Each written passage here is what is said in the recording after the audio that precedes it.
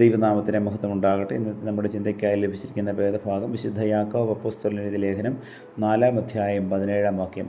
നന്മ ചെയ്യുവാൻ അറിഞ്ഞിട്ടും ചെയ്യാത്തവന് അത് പാപം തന്നെ. ഒരിക്കൽ ജപ്പാനിൽ തടികളും പലകകളും കൊണ്ടുണ്ടാക്കിയ ഒരു പഴയ വീട് പൊളിച്ചപ്പോൾ ഒരു ജോലിക്കാരൻ ഒരു കാഴ്ച കണ്ടു. തണുപ്പും ചൂടും ക്രമീകരിക്കുന്നതിനായി പൊള്ളയായി നിർമ്മിച്ചിട്ടുള്ള ഒരു ഭിത്തിയുടെ ഉൾഭാഗത്ത് അതാ ഒരു പല്ലി കാലിൽ ആണി തുളച്ചു കയറിയതിനാൽ എവിടെയും പോകുവാൻ കഴിയാതെ ഇരിക്കുന്നു. അതിൻ്റെ ചലനം കൊണ്ട് ജീവനുണ്ടെന്ന് മനസ്സിലായി. പെട്ടെന്ന് ആ ജോലിക്കാരൻ്റെ മനസ്സിൽ ഒരോർമ്മ വന്നു. 5 വർഷം മുമ്പ് ആ ആണി അവിടെ തറച്ചത് താൻ തന്നെയാണ്. ആ ആണി തറയ്ക്കുമ്പോൾ ഈ പല്ലി അതിൽ കുടുങ്ങിയതാവും. പിന്നെയും സംശയം. എങ്ങും പോകുവാനാവാതെ 5 വർഷം ഈ പല്ലി എങ്ങനെ ജീവിച്ചു? അയാൾക്ക് ആശ്ചര്യം.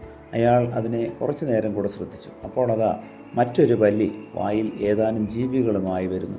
ആ പല്ലി തൻ്റെ വായിലെ ജീവികളെ ഈ പല്ലിയുടെ വായിലേക്ക് കൊടുത്തു. അയാൾ അത്യന്തം ആശ്ചര്യപ്പെട്ടു. എങ്ങും പോകുവാൻ കഴിയാതെ, ഇര തേടുവാൻ കഴിയാതെ, ഒരു ഭിത്തിയുടെ ഇരുണ്ട ഭാഗത്ത് കുടുങ്ങിയിരിക്കുന്ന ഒരു പല്ലിയെ രക്ഷിക്കുവാൻ 5 വർഷമായി ഭക്ഷണം കൊടുത്തുകൊണ്ടിരിക്കുന്ന മറ്റൊരു പല്ലി. ഈ പല്ലികൾ ഇപ്പോൾ നമ്മോട് സംസാരിക്കുന്നില്ലേ? വിവേകബുദ്ധിയുണ്ടെന്ന് അഭിമാനിക്കുന്ന എത്രയോ മനുഷ്യർ രോഗം കാരണമോ അപകടം കാരണമോ തളർച്ചയിലായിരിക്കുന്ന കുടുംബാംഗങ്ങളെ ഉപേക്ഷിച്ച് പോയിട്ടുണ്ട്. ചിലർ ദാരിദ്ര്യ നിമിത്തം അങ്ങനെ ചെയ്തിട്ടുണ്ട്. കഷ്ടപ്പാട് സഹിക്കാൻ കഴിയാതെ വേദനിക്കുന്ന കുടുംബത്തെ തനിച്ചാക്കി ആത്മഹത്യ ചെയ്തിട്ടുള്ളവരുമുണ്ട്.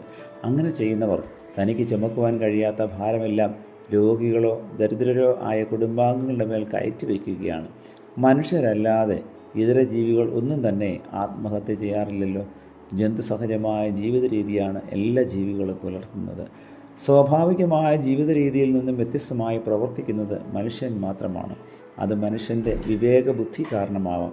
ഈ വിവേകബുദ്ധി നന്മ പ്രവർത്തിക്കുന്നതിനാണ് ദൈവം നൽകിയത്. പക്ഷേ മിക്കവരും അത് തിന്മയ്ക്കായി ഉപയോഗിക്കുന്നതായിട്ടാണ് കാണുന്നത്. അതാണല്ലോ യുദ്ധങ്ങൾക്ക് തന്നെ കാരണം. ഒരു യുദ്ധവും ജീവനെ രക്ഷിക്കുകയില്ല, എന്നാൽ എത്രയോ ജീവൻ ഹനിക്കപ്പെടുവാൻ കാരണമാവുന്നു. ഇത് രാജ്യങ്ങൾ തമ്മിൽ മാത്രമല്ല, കുടുംബങ്ങളും വ്യക്തികളും തമ്മിലും യുദ്ധങ്ങളുണ്ട്. പരസ്പര യുദ്ധങ്ങൾ എത്രയോ കോടി മനുഷ്യരുടെ ജീവന് ഹാനികരമായിട്ടുണ്ട്. ഇതാണ് വിവേകബുദ്ധിയെങ്കിൽ അതില്ലാതിരിക്കുന്നതല്ലേ നല്ലത്. ആകയാൽ മാനവ സമൂഹത്തിന് നന്മയ്ക്കായി നമ്മുടെ കഴിവുകളെ വിനിയോഗിക്കുവാൻ തക്കവണ്ണം വിവേകബുദ്ധിയോടെ ജീവിപ്പാൻ നമുക്ക് കഴിയണം. അതിനായി നമ്മെ തന്നെ ദൈവകരങ്ങളിൽ സമർപ്പിക്കാം, പ്രാർത്ഥിക്കാം. പ്രിയ കർത്താവേ, കേട്ട വചനത്തിനായി നന്ദിയോടെ സ്തോത്രം. മറ്റുള്ളവരെ ശുശ്രൂഷിക്കുവാനും മറ്റുള്ളവരുടെ വേദനയിൽ പങ്കാളികളാകുവാനും വിവേകബുദ്ധിയോടുകൂടി ജീവിപ്പാനും ഞങ്ങളെ അവിടുന്ന് സഹായിക്കണമേ. പുത്രൻ്റെ നാമത്തിൽ പ്രാർത്ഥന കേൾക്കണം പിതാവേ. ആമേൻ.